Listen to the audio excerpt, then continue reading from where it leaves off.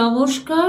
আজকে যে বিষয়টা নিয়ে আলোচনা করব সেটা হচ্ছে, আমি এর আগের ভিডিওতে বলেছিলাম এবং অনেকেই কমেন্ট করেছিলেন যে দিদি আমাদের আইসিডিএসদের বিএলওর কাজ করতে হচ্ছে না, কিন্তু অনেক প্রজেক্টের অঙ্গনওয়াড়ি দিদিদেরকে বিএলওর কাজ করতে হচ্ছে।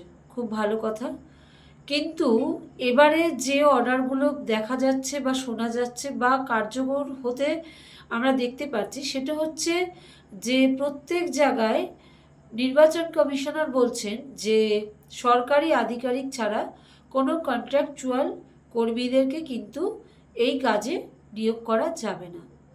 তাহলে আমাদের যে আইসিডিএস অঙ্গনওয়াড়ি দিদিরা কাজটা করছেন, বিএলওর কাজটা, এবং সবথেকে বড় জিনিস হচ্ছে তারা ভোটার স্লিপগুলো বিলি করবেন এবং যথেষ্ট গুরুত্বপূর্ণ কাজ করবেন। এবং ভোট কেন্দ্রে তারা 100 মিটারের বাইরে থেকেও তারা কিন্তু প্রত্যেকটা পাবলিককে চেক করবেন এবং তারা ভোটার কেন্দ্রে ঢুকতে দেবেন। তাহলে আমার এখানে একটা প্রশ্ন, যারা এতদিন ভোট করতে যেতেন, অনেক জায়গায় দেখা যাচ্ছে কন্ট্রাকচুয়াল কর্মীরা তারা বাদ গেছেন, কেন কিনা তারা সরকারি কর্মচারী নয়, তারা কন্ট্রাকচুয়াল। তাহলে কি আমরা ধরে নেব যে আমরা আইসিডিএসরা সরকারি কর্মচারী? যদি বা কর্মচারী হই তাহলে ভালো কথা, যে এই কমিশনার আমাদেরকে স্বীকৃতি দিয়ে দিলেন যে আমরা এখন থেকে সরকারি কর্মচারী।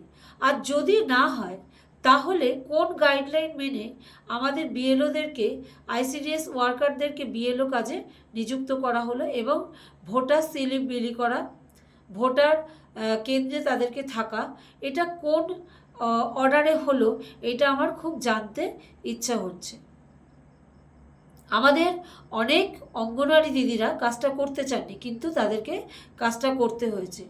এমনও অনেক জায়গায় আছে যেখানে ডিসিআরসির কাজ হয়, সেখানে কিন্তু অনেক সময় এর আগের নির্বাচনে অঙ্গনওয়াড়ি দিদিরা ডিসিআরসির কাজ করেছে, কিন্তু এখানে এখন বলা হচ্ছে যে ডিসিআরসির কাজটা তারা করতে পারবে না।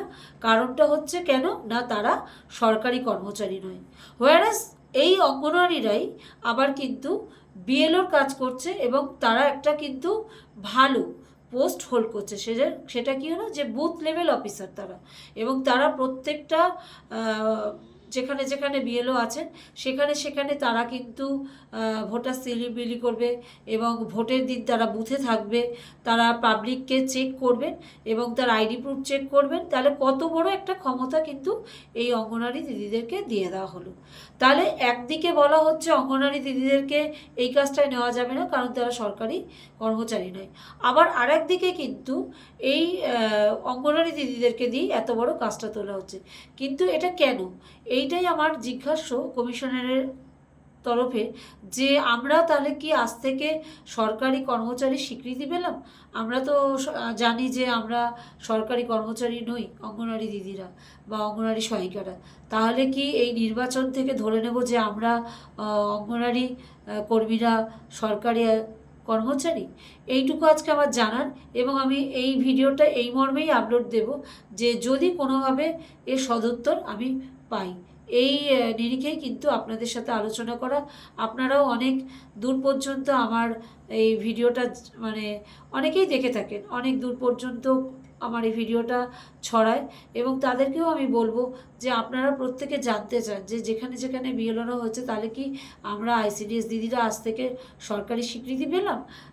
এটা নির্বাচন কমিশনের কাছে কিন্তু আমাদের এরকম প্রশ্নটা তুলে ধরা উচিত, এবং আমার মনে হয় এটা প্রত্যেক প্রজেক্ট থেকেই তোলা উচিত যে প্রজেক্টে বিএলও অঙ্গনওয়াড়ি দিদিরা বিএলওর কাজ করছেন।